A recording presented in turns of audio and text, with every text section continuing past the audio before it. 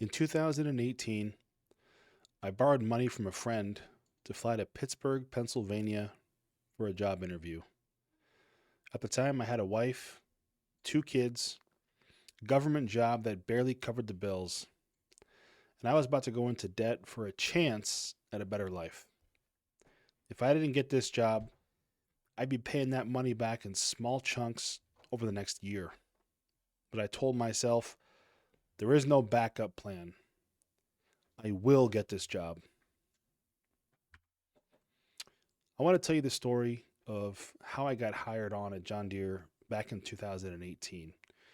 And it's going to be somewhat of a long story, but my goal is to tell it in a little bit of a non traditional way. As I go through the story, I want to stop and pause on certain points to make certain emphases on certain keys that I think really helped push me over the top to get hired, and keys that I have coached a lot of people on over the years. And I think that anyone watching this trying to land their first engineering job or even a promotion or another engineering job at a different company could benefit from a lot.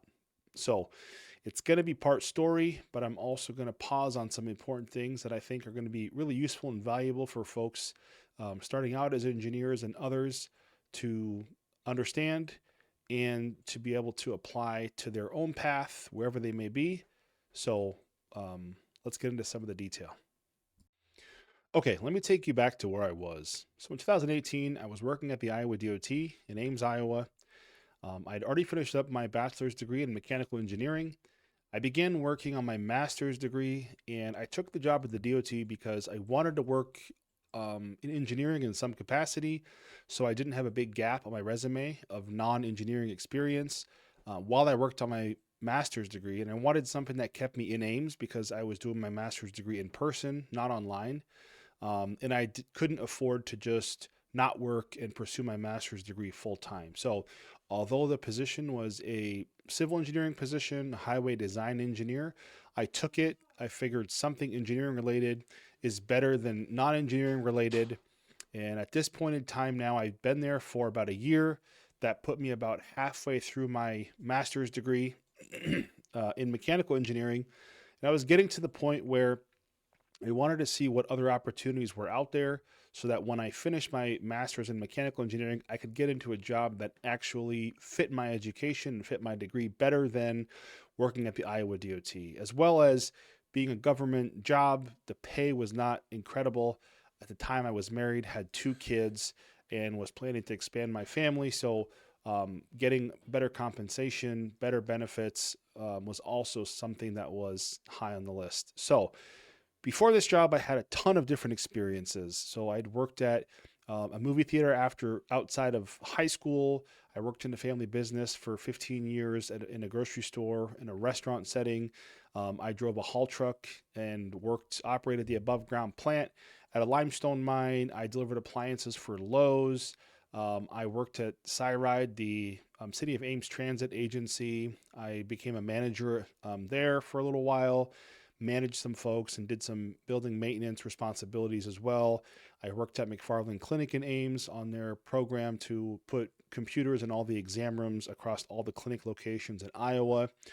I had a bunch of different experience, but at the time, my greatest experience and most relevant experience I felt towards pursuing another engineering opportunity was my 1 year at the Iowa DOT as a highway design engineer, my internship that I had done at a nuclear power plant in Byron, Illinois, the previous summer, and my research that I did as an undergraduate helping my colleague who was a graduate, a PhD candidate at Iowa State, doing some materials type of research in the mechanical engineering department. So that's the main basis of what I had to work with as far as what I wanted to put on my resume that was relevant towards future engineering opportunities was the highway design engineering experience, the engineering internship, and the research that I helped with. Although I had a lot of other experience on my resume from different jobs that I held during college, before college, and right after I graduated, before I got the job at the Iowa DOT. At this point in time, this is where my opportunity really opened up and presented itself. So I had a friend from college who had already gotten hired at John Deere and had been there for a couple of years while I was working on my master's and while I was finishing up my bachelor's degree. And through our regular conversation, I started to learn about what type of company John Deere is to work for. I started to learn about their emphasis on, family time, their values as a company, what kinds of things that they pursue for their employees, what kind of culture they have there. I learned a lot from my friend about how it wasn't this super stressful, competitive, like cutthroat type of business and type of workplace to work. So everything sounded really good. The compensation, the benefits, everything was really attractive to me. I had grown up in Iowa in the Midwest, been around farming and farming communities my entire life. My dad's side of the family is multi-generational farmers, so their core mission, their core values, their core products, and what types of things they're what challenges they're trying to solve in the world, also kind of line up with my background, my experience, where I come from. So everything sounded good, and I learned from my friend that there was going to be a recruiting event in Pittsburgh very shortly in about 2 or 3 weeks, and there would be some positions opened that would be filled through the recruiting efforts happening in Pittsburgh, Pennsylvania. Now, I want to emphasize here, just to make sure I don't forget, that my friend that I'm talking about wasn't involved in the recruitment personally, was not at the recruiting event. There was no pulling of strings. He was just making me aware of the opportunity. When you work for a big company, right, you hear about different recruiting things going on and you don't have the option to participate in everything. And we both had a mutual agreement at that point that, I want to earn this on merit, and he wants to earn on merit. And since then, also, I have a very strict policy about, trying to pull any strings for anybody, right? I think people should earn things on merit. I think it's okay to tell people about an opportunity that's coming up, but not trying to give anybody any kind of unfair advantage. Like for myself personally, that's something I feel like I want to earn it. I don't want someone to do me a favor or do any back scratching that kind of like helps grease any wheels to help get something that I didn't earn and deserve on my own. So no conflict of interest there. It's just a friend telling me about some opportunity that's available that anyone could take advantage of. So why not take advantage of it myself? So this was kind of the beginning of the path, the opening of the opportunity. And I knew that this would be a good chance now for me to take advantage of with my experience, with my goals, with wanting to try to find something new. So my next step was to start preparing. And this is where the real work began. And this is kind of where the first key or nugget that I'm going to pause on and stop and talk about, which is the resume. So I knew at this point I had to completely overhaul my resume. And I spent a lot of time reviewing my resume, researching what makes a good resume stand out, talking to people in my network, my friend who already got hired at John Deere.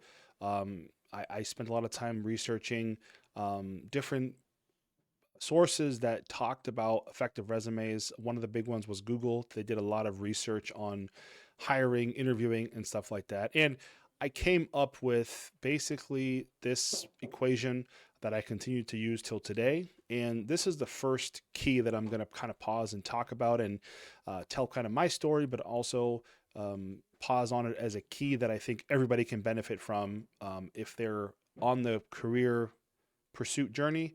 And so here it is. So the four main elements that are very important to include on your resume, and this is for every single bullet point, are pretty simple in concept, but applying them can be a little more involved. But if you put some time into each bullet point, you'll see that even if you apply this for 5, 10, 15 minutes on a bullet point, it'll be night and day difference. So point number one to really focus on in this equation is the accomplishment, right? So number one, you don't want to be listing things on your resume that are just job description type things. You really want them to be an accomplishment that you're bragging about, something that you did in that role that's a moment that you're bragging about, not just a job description that you would find like on a generic list of what does this role do, right? So something you're bragging about. It's not a duty, not a responsibility. It's an accomplishment. Second piece you want is a metric, right? And the point of the metric is how you measure that accomplishment, but it also serves as proof to other people who didn't do this thing with you or see you do it, that it is an accomplishment, right? So you no longer want to list accomplishments that are just subjective to you. By providing a metric, you not only show that you're measuring it, but that it's objectively an accomplishment based on anybody who has any, reasonable brain power to understand what this metric is saying.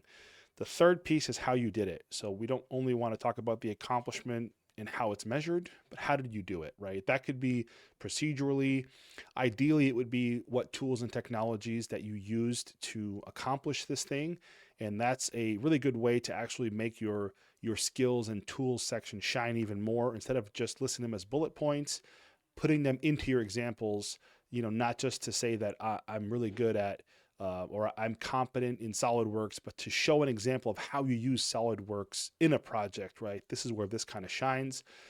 And the fourth part is the impact, right? What's the business impact? If you were in an internship at a company, what was the impact to the business, to the group, to the team, the department, your company in accomplishing this thing, right? If you combine all four of those things together, you have a pretty impactful bullet point on your resume for that accomplishment. So what I did here is apply this equation now to my entire resume, all my experiences, right? There's a few other key points to mention about this resume key that we're talking about right now. Number one, if you have less than 7 to 10 years of experience, you should have your resume to one page, which is what I did, and apply this equation to everything on that one page. And you also want to list the most relevant experiences towards whatever you're trying to apply for with this resume, right? I already talked about how I had a ton of job experience and a lot of different things, manager experience at Cyride, CDL experience, but I only listed the things that I thought were the most relevant to the position I'm trying to use this resume to apply for, right? So that's engineering work. So I stuck with my highway design engineer experience at the DOT. I stuck with my intern experience at the nuclear power plant as an engineering intern and my engineering research on campus, right? So make sure you're tailoring what you're showing on your resume towards what you're trying to apply to with the resume. Then also apply this 4 bullet point framework, and you'll be able to transform your resume, completely overhaul it into a better resume. And your goal really is to have somebody pick up your resume and read a few bullets and think to themselves, wow, I really want to talk to this person further, right? Which is an interview, right? So you want this to be a teaser, a taster, appetizer to what they're going to hear if they get you into an interview. So I did that. Coming back to my story, I applied that to my resume, to all of my experiences that I had, and now I had my resume ready to apply for the position. I applied for the position, and with the resume that I had built, I ended up getting a phone screen, which is the next step oftentimes in the process. The next step in the process is the phone screen, right? So this is the next step that I went through, but it's also the next key that I want to focus on and pause a little bit and give some advice about. So I got to the phone screen interview, and firstly, let's talk a little bit about what the phone screen is trying to accomplish, right? The phone screen is a basic filter. Sometimes you'll hear people mention that some companies ask some technical questions during the phone screen. In my experience at John Deere was different. The phone screen was mainly for a generic job fit and trying to understand your communication style, my communication skills, my enthusiasm, excitement towards the role, basic kind of background check, basic type of experience check. There were no technical questions. There were no tough questions in this phone screen. So I did a couple things that really helped me stand out, I think. And I think these are things that most people should consider during the phone screen. So number one, it's important to research specific things about the company you're talking to, right? So it's really good in the phone screen to show specific interest in that company. So I did that research and found out what types of things that John Deere was getting involved in, what type of new technology they were bringing to the market, what types of areas they were expanding in, what types of locations that they were operating in, what type of products they sold, etc. Right? It's nice to come to the phone screen not with this mentality or to come off as I'm just looking for any job under the sun. Please God, hire me. It's nice to come into it with some specifics about that company that have you interested.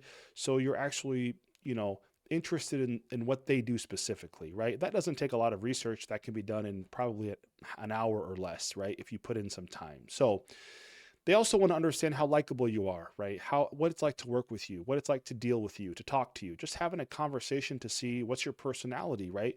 And the other big thing is if there's any major disqualifiers, right? So if you are interviewing with a company like I was, for example, that I know that the job is going to require me to move to Waterloo, Iowa, and you come out saying, "Hey, I would rather die than move to Waterloo, Iowa." Okay, then let's not waste the company's time and your time in flying you out or driving you out to headquarters, interviewing, wasting all this time to find out that you wouldn't accept the position anyways, right? So some of those things can come up in the phone screen, and if you have some things that are die hard deal breakers for you, it's a good time to mention them in the phone screen. So the last thing too is enthusiasm, right? Mine was a phone screen. I think a lot of people, I've done a lot of phone screens still at John Deere. Maybe people now might use Zoom or a Teams call, video call for a phone screen. In general, regardless of what the medium is, try to show enthusiasm, excitement, right? And if you're on the phone, I tried to do this particularly using hacks I read about online about standing up, walking around, right? Trying to smile while you're on the phone. It actually can change the tone of your voice.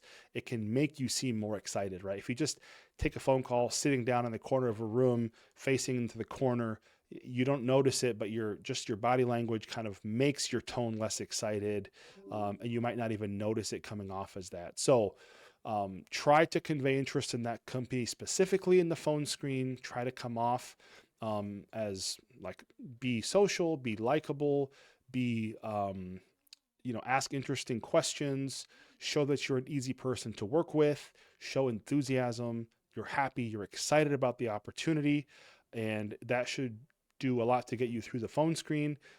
Sometimes there might be some basic technical questions which you should really have no issue answering if you're applying for something that you're pretty qualified for.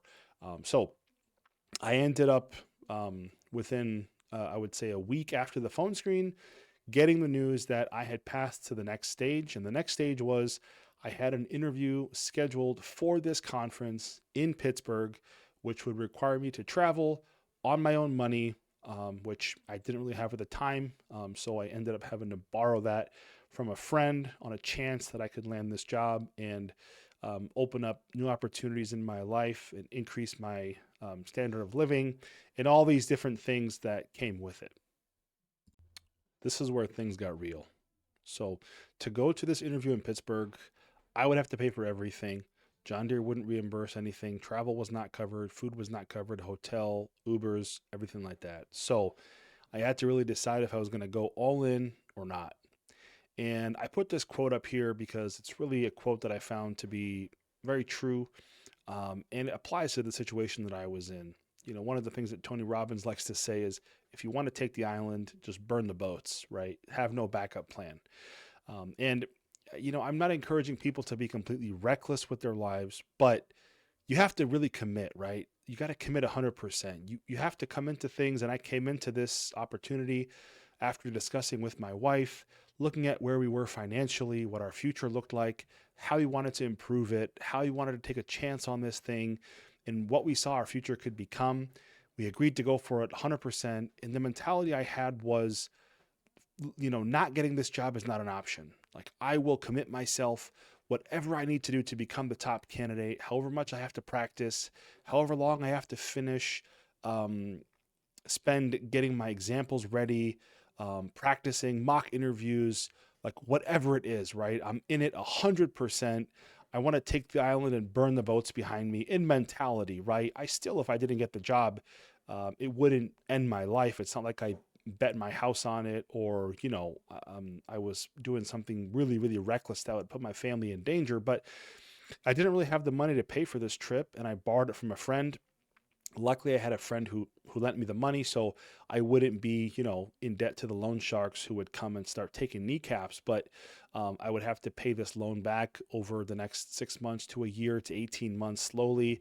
So it would just put me in a worse financial position. But after talking over with my wife, we just felt like we had to go for it. I had her full support. Nobody else in my family really knew I was pursuing this.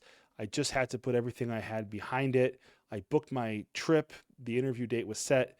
I booked my flight and my hotel, everything. Took time off from work because it was not on the weekend, obviously. And I was set and ready mentally to go to Pittsburgh and to try to pursue this thing that I just had all the confidence in the world that I was going to accomplish. And I was going to just shock everybody in my network by um, just knocking it out of the park. Now I was fully committed, so I had to put in more work. My resume got my foot in the door. That was a teaser, appetizer about my experiences. I knew, though, now I had to prepare my interview examples to be able to go full depth and answer any competency that they would ask me about. I knew that these were going to be behavioral based interviews from research I did online and talking to my friend, and I got to work. So my goal was to have a list of 15 examples, and this is another key that we'll pause on here a little bit, and I'll talk about what I did and relate that to how you can benefit. I did some research about possible competencies. These are possible key types of areas that companies are concerned about to see where your performance will be at. And these are not a secret, right? You can get a quick Google, can give you a list.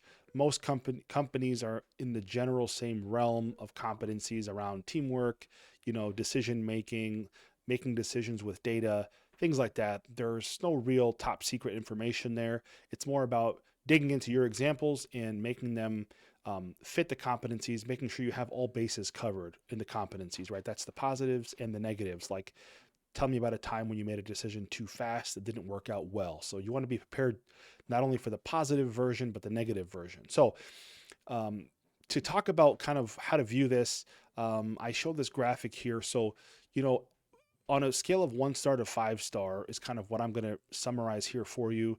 Let's say 1 and 2 star are just disqualifiers, right? If you're getting ranked in that area for an example, you're basically not considered as a candidate anymore. These are a very bad place to be, right? So we'll start at 3 star. 3 star is like you check the box, you meet the minimum required standard for that question, you demonstrated that you have that competency to a very reasonable level, but you're not impressive, right? No one's going to write home about you. No one's going to brag about you. You're not really blowing anybody's socks off. 4 star is above and beyond. So not only have you met the minimum requirements for that competency, you answered the question, you went above and beyond what you were asked to do. That can be in terms of overcoming roadblocks to accomplish it. That can be in terms of the impact that you had. That could be in terms of you had to go acquire new skills, new training, learn new tools, new things to accomplish that thing.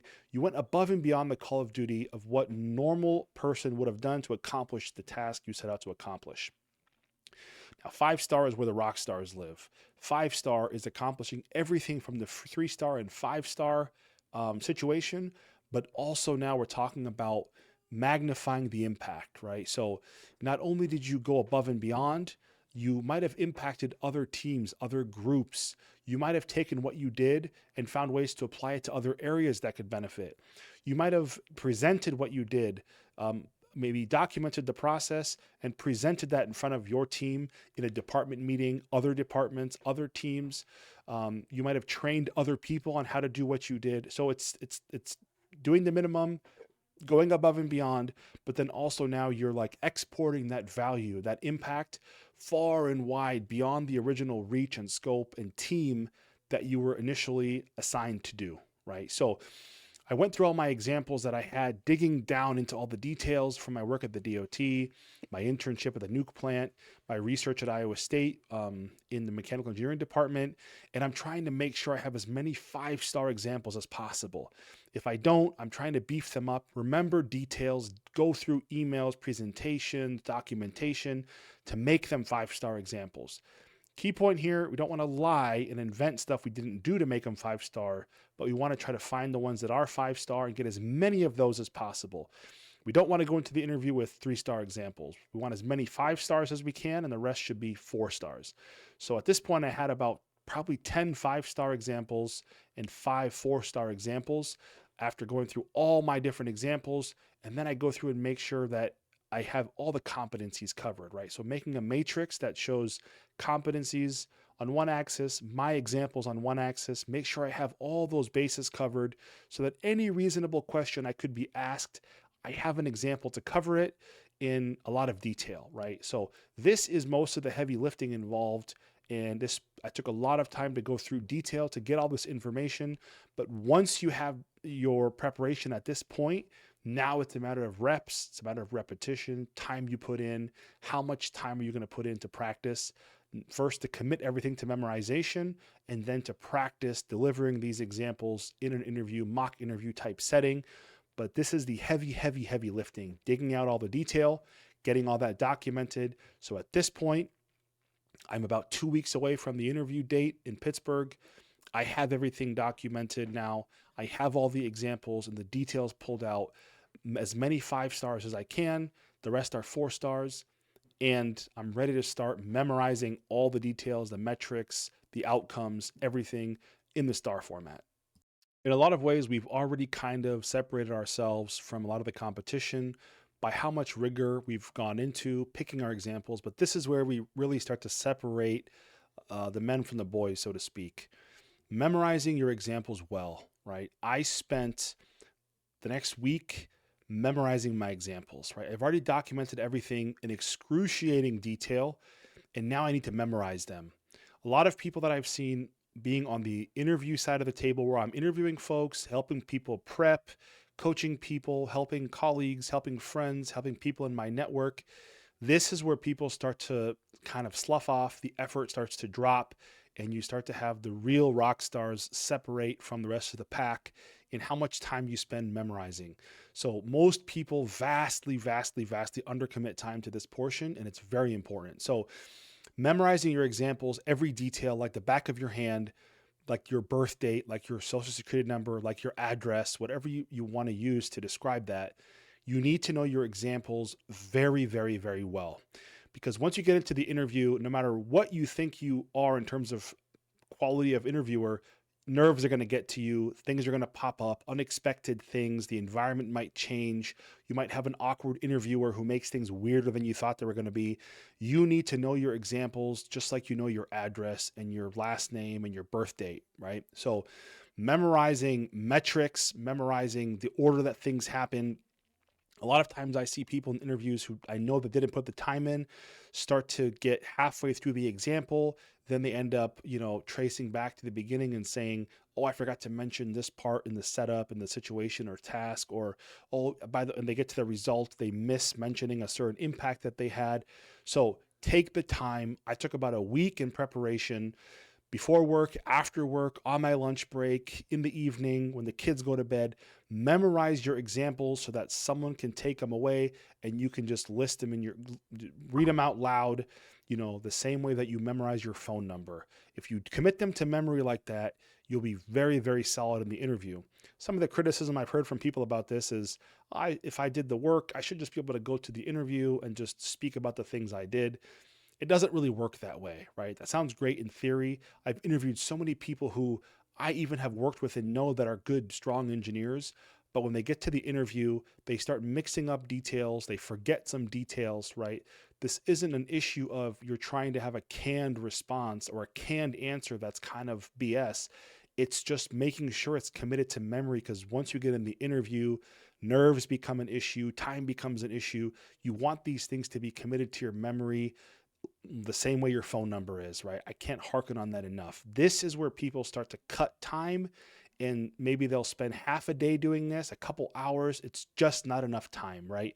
Less time per day over more time is more beneficial here. So if you can do half an hour a day for a week, is better than doing 4 hours the day before the interview, right? So spend the time, memorize your examples. This is what I did on my path to getting hired at Deere. Memorized every single detail, every step, every metric, until all these things are just committed to memory, and I know them without looking at my sheet, without looking at my my written down content at all, right? It's committed to memory, and the next step is going to be to practice using them in mock interviews.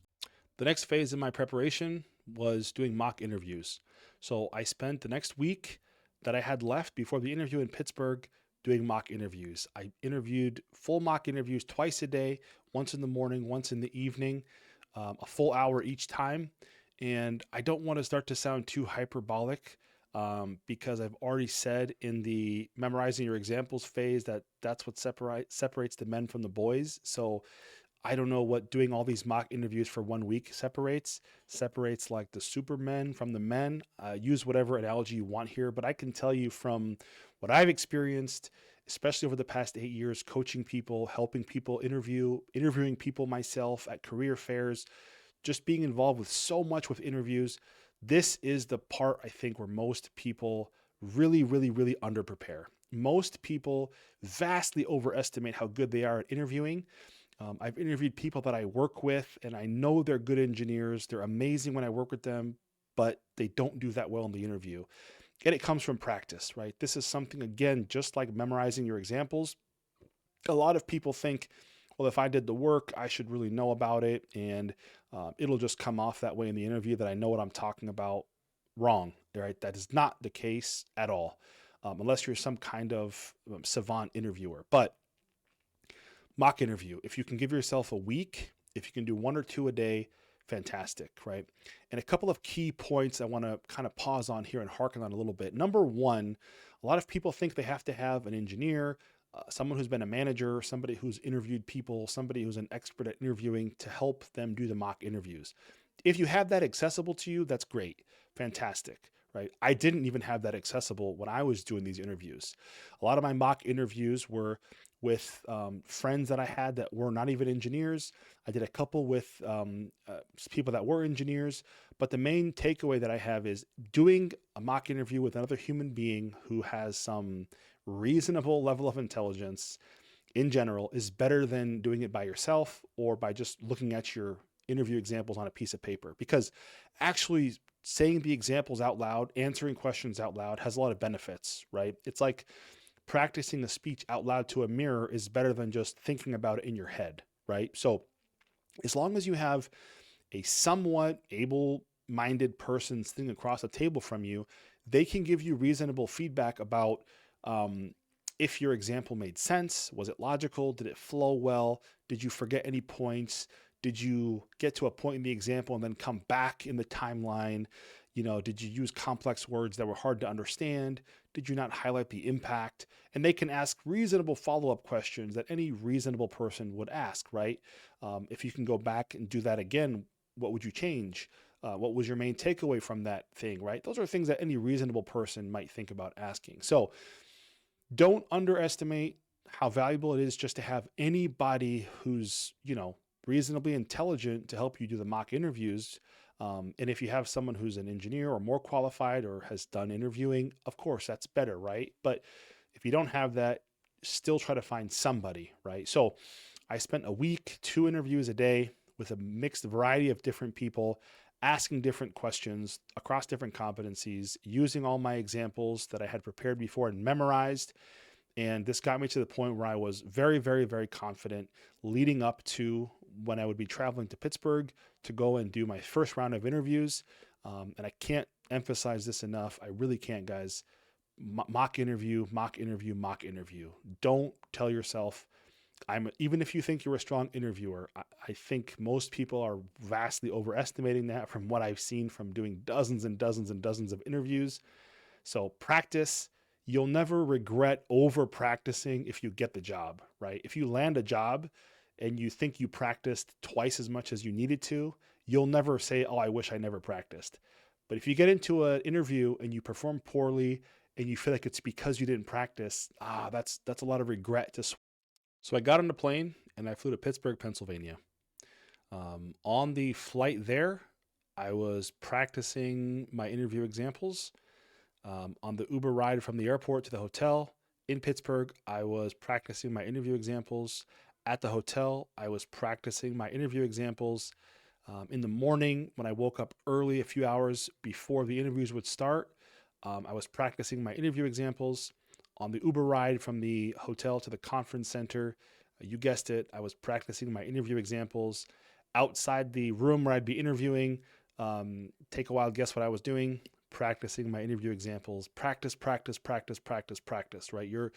Your core objective here is to get this job, right? If you're going somewhere to interview, Don't be that person who goes there and spends all their time, checking out the city or checking out all the cool spots to eat. Like, get that interview done. Once the interview's done, go enjoy the city, go do other stuff. And I did that myself in Pittsburgh.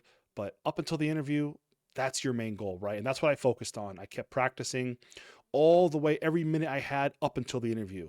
So I got to the interview stage, the time came.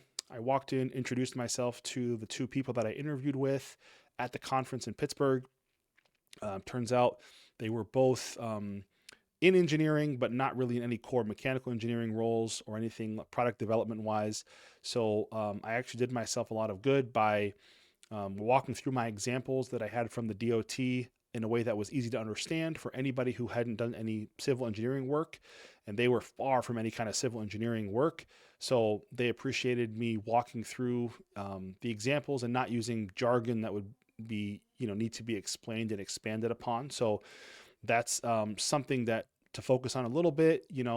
Make sure that your examples, again, with your mock interview practice, are delivered in a way that doesn't require the person sitting across from you to be an expert in your domain, right? You never know, especially with large companies. People pull in colleagues and other people from departments to help them interview all the time, whether they're just shorthanded or they specifically want someone from a different domain and competency to weigh in on the interview and get a different perspective. So try to prepare your examples, memorize them, be able to explain them in a way that doesn't require the person sitting across the table from you to be an expert in your domain or work in your domain specifically. And you can even ask questions as you go through. Are you familiar with this concept? Are you familiar with this area? And they can say yes or no. If they say no, you can explain a little bit, and then you can dive into your answer, right? So I did the interview in that format, was very well prepared. I got a lot of positive feedback as I went through the interview, which is also very helpful. You might not get this. I've interviewed people, been on panels, and been interviewed times where the person interviewing gives no feedback. They just have a completely blank face, and you can't really gauge, like, was that a good answer? Did they like that? Did it kind of resonate with them? Did it answer the question? So you never know, right? But I was fortunate in this case. Both people interviewing me were giving positive feedback, nods, saying things like, that's a really good example. That really answered the question. That's what we're looking for, things like that. So I left that interview very happy with my performance. I felt all my preparation up to that point really had paid off. And I left Pittsburgh very confident and very happy in my performance.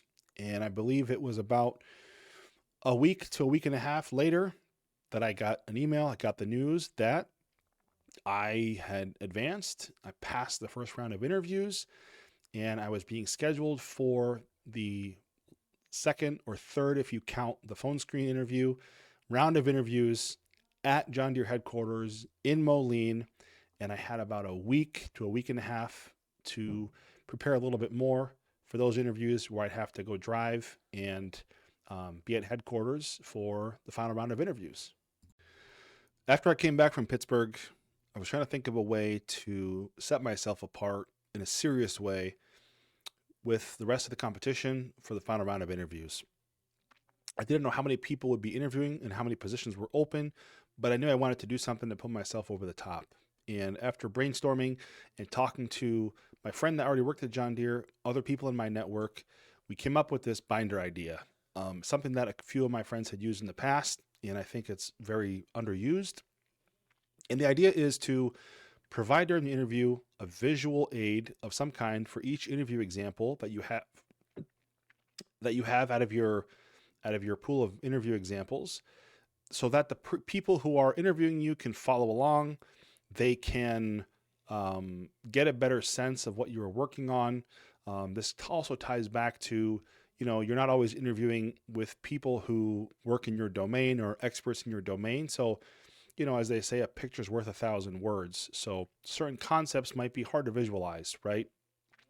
I included stuff here like from my highway design experience. There's a lot of different drawings, diagrams, different things that come out of that are deliverables for that position. Included things like that. From the research at Iowa State, I did a lot of work with this femtosecond laser setup, where we had a chamber, we had a target, the laser is at a certain angle, and it's ablating that target. So to give an idea of what that looks like, some of it was just pictures of the setup, the lab setup itself. Some are diagrams, what we're doing, what we're hoping to accomplish, what's the theory behind it. Also, different types of data visualization, if you want to include that. Different programs that I was in charge of helping during my internship with a nuclear power plant. So the idea is to put all this into a binder and have one visual aid, 1 to 2 pages for every interview example, right? And to have all of this labeled with tabs. So when they ask you a question, or for myself, they'd ask me a question, and I would say, okay, can you please turn to tab 6, right? And I know that tab 6 is my example about whatever X. And I'd be able to start talking about it, and I would say, you can refer to this diagram. You can see here, this is what we worked on. So as I'm talking, right, they are able to see what I'm talking about, understand it a little bit better, have a visual representation of it, and get a better sense of what the thing is that I worked on and that I accomplished. Aside from all this painting the picture better, one of the main things that I think the binder also does for you is, and it did for me, is it just shows people that you're at another level of preparation, right? You're taking this that much more seriously. You've done that much more work, that much more effort.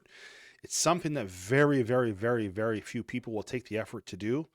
And I want to emphasize, right, this is after you've memorized your examples well. This is after you've mock interview prepared very well. So this is icing on the cake, right? Coming in with a binder and you don't have them memorized well, you haven't prepared a lot, it's not really gonna be the secret silver bullet that's gonna just guarantee you the job. But I think if you've done everything well up to that point, it can be the icing on the cake, right? And I'll never forget when I walked into the main room that we were all waiting in, the people who were interviewing in Moline at headquarters. There was about 15 people in there. I pulled out the binder. Everybody else really just had water with them in their resume. I remember hearing people whispering around me things like, "Oh my God, that's a really good idea. Oh my God, I should have done that. Oh my God, I wish I would have thought of that." Right? So, but at that point, it was too late for them, right? Fortunately for me. But it really just shows the extra mile, especially for the people interviewing you. It shows, hey, this person's not messing around, that they went through all this extra trouble to prepare this material. They memorized it. They're using it well, right? It just sets you apart, right? I highly, highly recommend it if you can do this, and if your examples go with visual aids pretty well. And I think you can make most things fit a visual aid, but this will really, really, really set you apart, and it did for me as well. So I'm heading off to Moline, Illinois, where John Deere headquarters is at, for the final round of interviews. Funny little backstory actually that happened to me on this journey.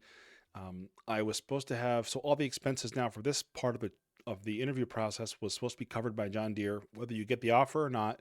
Travel, food, hotel, everything is covered, right? So you just have to submit for reimbursement after. But they booked a Hertz rental car for me to travel from Des Moines to Moline. I get there and the people are explaining to me that they have the reservation, but they just don't have the car. They didn't hold the car, right? And I made this like a week in advance. So if anybody's seen the pilot episode of Seinfeld, there's like an exact same skit where Jerry is trying to get a rental car. They explain to him that they have the reservation. They don't have the car. They didn't keep a car for him. And he gets into a big debate with them about them not understanding how reservations work. And anyways, it was kind of frustrating at the time. Now looking back, it's pretty comical, but I ended up actually telling the person working there, like, have you seen the pilot episode of Seinfeld? Like, I'm literally living that episode of Seinfeld right now. They weren't too amused by the comment, but I thought it was, it's pretty funny looking back. So I ended up just taking my own car. It wasn't super reliable, but I wasn't going to wait. They offered me to wait till tomorrow morning to get a car. The interviews were in the morning. I might have enough time to make the drive. I wasn't going to leave it to chance. So I just drove my car there, and I figured I could be reimbursed for gas and for mileage. So I get there. Again, like I mentioned, I had my binder with me, very well prepared. Again, in the hotel, waiting to interview the next day. I was going over my examples, going over my binder. The next morning, doing the same thing, more preparation. A bus came, picked us up from the hotel, and everyone stayed at the same hotel who was interviewing. We went to headquarters. Interviews were first thing in the morning. After that, we had a lunch, and then we got a tour of the property and the building there. But the interviews were two one-on-one interviews. Usually Deere does panels of two people interviewing you. This was just one-on-one. So had my binder, all my preparation. The first one went kind of okay, but the thing that frustrated me was the person interviewing me used up a lot of time talking about their experience and their different roles that they've held. So they seemed a little bit focused on themselves. And if I remember correctly, each interview is an hour long. I think we got to the first interview question 30 minutes in. So I only had half the time to answer the questions, right? Typically that initial banter, welcome, tell me about yourself, share about your own experience as an interviewer, it's like 5 to 10 minutes, right? So you end up with like 50 minutes to answer questions. I had 30, right? So I was already a little bit nervous, not happy about the situation, but it's kind of hard to, to push too much and to be too aggressive to the person interviewing you, try to like push things along and say, hey, can we kind of get to the questions here? So I had 30 minutes. I was kind of condensed, but the binder worked out really well. They seemed really impressed with that. And it made it easy to walk through the examples. I got a lot of good feedback, just like in Pittsburgh, a lot of nodding, a lot of smiling, a lot of, that's a good example. That really answers the question. That's what we're looking for, right? Those are good cues to get when you're in an interview. And again, like I said, sometimes you don't get that. Sometimes you get people who just give you a blank poker face, which now that I've interviewed a lot of people, I don't understand why people do that. I find it helpful to, alleviate the stress, alleviate the awkwardness and the nervousness, give some positive feedback, nod, make the candidate feel a little more comfortable. So that's what I got a lot of in the first interview. Second interview went even better than the first. That one, the intro and kind of banter section was only 5 to 10 minutes, had the full 50 minutes to answer. Again, the binder went over really well. I can't overemphasize really how much the binder really went over well with both of the interviews that day, the hour-long interviews. So we concluded interviews, wrapped things up. Things felt like they went really, really, really well. We had lunch. We got a tour of the facility. We saw all the different, there's a couple different buildings at John Deere headquarters in Moline. Head back to the hotel, drove back to Ames, and now I'm in the phase of, waiting to hear back. Am I going to get the job offer? Not, did I go to Pittsburgh in vain? Did I borrow this money from my friend that I'm going to have to pay back now with no opportunity, after it? What's going to be the situation? So it's a long week and a half of waiting every day, hoping my phone is going to ring, hoping I'm going to see an email, something. And then finally that something happened. So it's about a week and a half later. I'm sitting at my desk at the DOT, and lo and behold, my phone starts to ring. And typically when your phone rings and, it's not a number that's saved in your phone, you just, roll your eyes and, curse the telemarketing gods about the robocall. But I saw that it was from Waterloo, Iowa, and I knew that, the John Deere PEC, the Product Engineering Center, the place that I would be, getting an offer from was in Waterloo, Iowa. So I knew this was it, right? I left my desk. I went to a private conference room, answered the phone call, and it was someone from John Deere. But threw me for a little curveball in the beginning. They started asking a couple of questions, kind of like somewhat technical questions that maybe I would expect in like a technical phone interview. And my brain just like went to autopilot, and I started answering the questions with the star format. I started digging into my interview examples, and just like I started going into the situation and the task, and right away the person kind of was taken back, and they said, hey, whoa, I just want to stop you. I want to let you know, I'm like, this is not another interview. I'm just calling you to offer you a position with John Deere. So, that was it. I actually at that point put the phone on mute because I was afraid that I was going to yell out and scream, like just, without being able to hold myself. All this hard work had paid off. The bet that I made, I bet on myself, borrowed money for this trip to Pittsburgh. Nobody in my family except my wife knew about it. all this time I poured in over the past few weeks into preparing for the interview, flying out there to Pittsburgh, interviewing, practice, mock interviews, just day and night, morning, evening, over lunchtime, weekends. I mean, I just practiced so much, felt like I put so much time in. It's finally paid off. I broke through this barrier that I thought I was kind of, not going to be able to break through. And I heard those words, I'm calling to make an offer, and just, boom, I knew I crossed the finish line. I reached the peak, whatever you want to say. So had some back and forth about details, offer details, whatever, salary, negotiation, different things, relocation, whatever. And then told me going to email me, the details and the official offer letter to sign. And, long story short, from there, I put in my 2 weeks. I think within a month, I had started in the new position, relocated my family to Waterloo, and the past 8 years has been history, as they say. So that is about as concise of a story I can tell about how I got hired at John Deere as an engineer back in 2018. And as I promised, I tried to tell this as a story, but also include what I felt like were the key points and key things that helped make me successful in landing the job, so that hopefully others don't, cannot just use my story as entertainment, but also as a way to help them land their dream job and help them break through whatever barrier they're trying to break through to land that next job as well. So just to recap those main keys that I tried to cover along the way. Number one, the impact bullet equation. So I spent a lot of time revamping my resume to highlight the impact I had using that formula that I mentioned earlier in the video.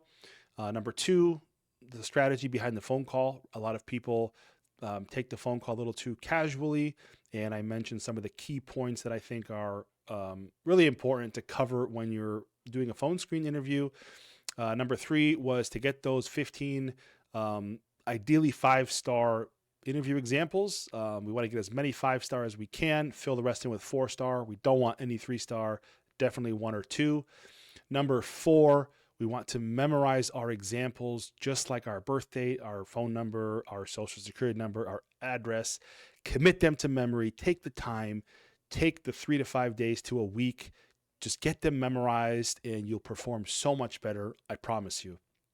Number five, mock interview until it hurts, right? Most people, we said, really underprepare here, overestimate how good they are. This is a huge, huge, huge key, I think. Not only landing your initial engineering job, every promotion I've gotten after that, this has been a huge, huge, huge key, and something that I think has set me apart a lot from any competition I've gone up against during any kind of an interview. Number six, this burn the boat mindset. So again, don't want to do anything where you legitimately put your life in danger or your well-being, being extremely reckless with your life, economically, whatever. But you got to have a little bit of that. There's no way back, right? I'm not going back. I don't accept anything less than getting what I set out to get, accomplishing what I set out to accomplish. And that fire will just, it's not really about the universe bending to your will. It's more about you are forcing yourself to become whoever you need to become to accomplish that thing, right? You are forcing yourself to acquire whatever skills and knowledge you need to accomplish that goal. So having that mindset is a very, very powerful force. I won't even call it motivation because it's in a different realm altogether. And the last piece was the interview binder. And I've used this a few times since then. I still don't see a lot of people using this. I think it's very, very valuable. A picture's worth 1,000 words, especially today when you're applying to big companies where people get brought in for interviews, not from the same domain, from other departments, other areas. So to be able to relate your examples to them visually, very helpful. And again, it also shows that you're somebody who goes above and beyond what a normal person would do to prepare for an interview. So I hope these 7 keys are helpful. They definitely have been helpful to me over my career. I've coached a lot of people and helped a lot of people in my network to get other jobs using these keys and others. But I hope that at the very least, you can take these away from my story and they can provide value to you in whatever stage of whatever journey that you're on right now, trying to land your next engineering opportunity. The very last thing I would like to mention in this video, which, my conscience would not be at rest and be at ease if I didn't mention, is that along this entire path, from the very start, from my friend telling me about the opportunity at John Deere to go to Pittsburgh and interview, to some of the preparation that went into it, and in the 8 years since then, I really want to take a moment just to thank and call out the fact that I've had so many great mentors, so many people who've given so much of their time to me to help me not only prepare for interviews and opportunities and positions, but just to lend me their experience and their knowledge in general. And I think it's not something we should underestimate. It's not something we should underappreciate. And all my mentors and people who've helped me along the way, you know who you are specifically. I'm very grateful and forever in debt to all the time that you've been generous with and how you've opened up all your experience to me, to be an open book and to help me learn from your mistakes and to be able to accomplish what you've accomplished in less time only by you being so generous with your time and knowledge and lessons learned. That's not lost on me. And I think most of us would do well to remind ourselves of that. And that should encourage us as well to give back to the next generation, to give back to people who come in after us. So if you're an engineer who's established, try to spend some time giving back to people who are coming up. If you're coming up, keep this as a reminder that, as much help as you're getting today from other people, from mentors, from other people who have more knowledge and experience than you, someday you will have more knowledge and experience to give. And be generous with your time. Be generous with your knowledge, your experience. It's all a circle. It all comes back. So I'm grateful for those who were generous to me.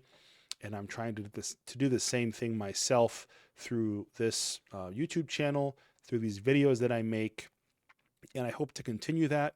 And I hope this has been useful.